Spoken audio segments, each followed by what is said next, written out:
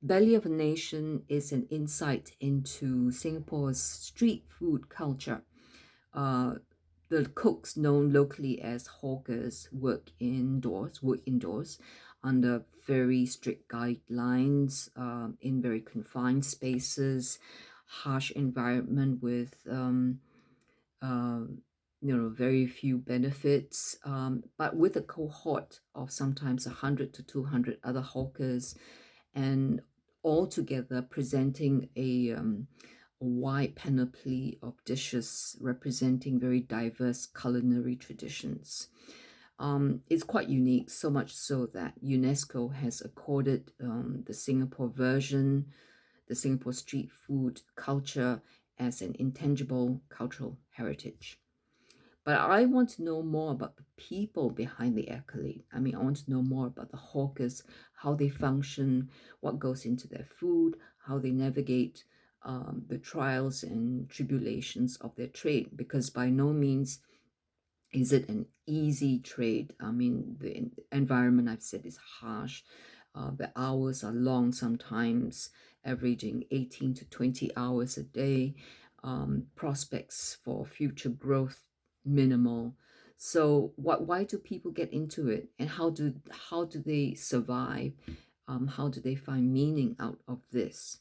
So I identified a group of hawkers and wanted to film the experience over the course of the year.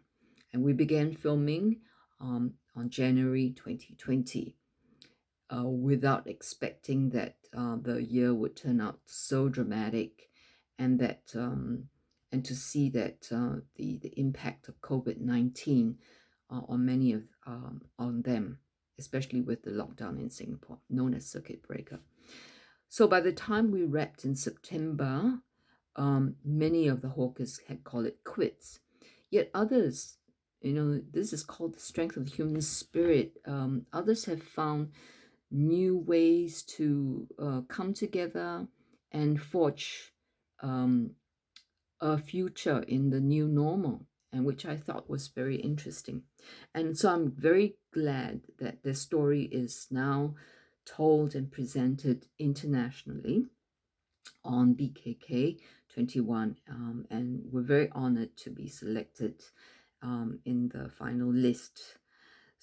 But I am always quite intrigued by finding out the differences among common denominators. So even though street food culture is very pervasive in the Southeast Asian cityscape, no two street food scenario is the same.